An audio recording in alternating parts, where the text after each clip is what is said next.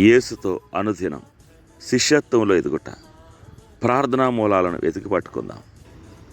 చంపివేయుట చదివి ధ్యానించడానికి కొలస్సీలకు 3వ అధ్యాయం 1-17 వరకు. కావున భూమి మీదనున్న మీ అవయవములను అనగా జారత్వమును, అపవిత్రతను, కామాతురతను, దురాశను, విగ్రహారాధన అయిన ధనాపేక్షను చంపివేయుడి. 5వ వచనం. ఈరోజు మన ధ్యానములను ముగించిపోతుండగా ఒప్పుకోలను గురించి చివరగా ఒక మాట చెప్పాలని ఆశిస్తున్నాను. దేవుని ఎదుట మన పాపములను బహిర్గతం చేసినప్పుడు ఇంకా ఆ పాపాన్ని పరిత్యజించడం నేర్చుకోవాలి. ఇది ప్రాముఖ్యమైన విషయం. క్రైస్తవ వేదాంతులు చంపివేయుట గురించి మాట్లాడినప్పుడు చెప్పేది ఇదే. పాపం అనేది చంపదగినది అని మనం తప్పక తెలుసుకోవాలి.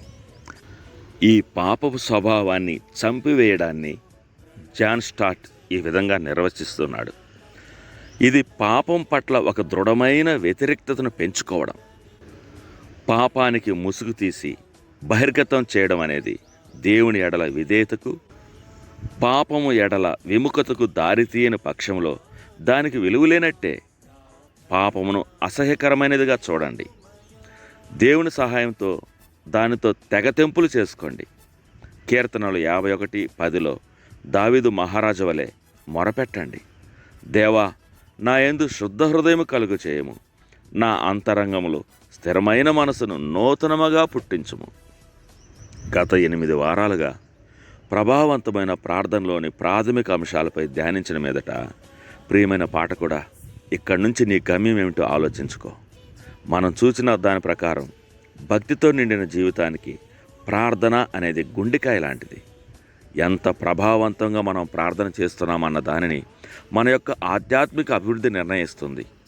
మనం ధ్యానించిన ప్రాథమిక ప్రార్థనాంశాలు ఇవి: పూజించుట, ఆరాధన, కృతజ్ఞతలు మరియు స్తుతులు చెల్లించుట, విన్నపములు, మనవులు, విజ్ఞాపన, దేవుని మాటలు వినుట, చివరిగా పాపపు ఒప్పుకోలు.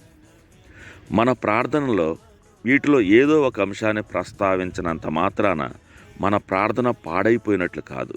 కానీ మన ప్రార్థనలో ఈ అంశాలు లేకపోతే అది పరిణితి లోపించినట్లుగా భావించబడుతుంది.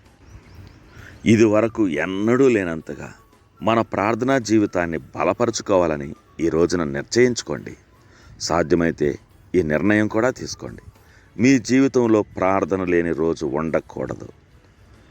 ప్రియమైన తండ్రి, గత కొన్ని వారాలుగా మీరు నాకు నేర్పించిన వాటన్నిటి నిమిత్తం వందనాలు.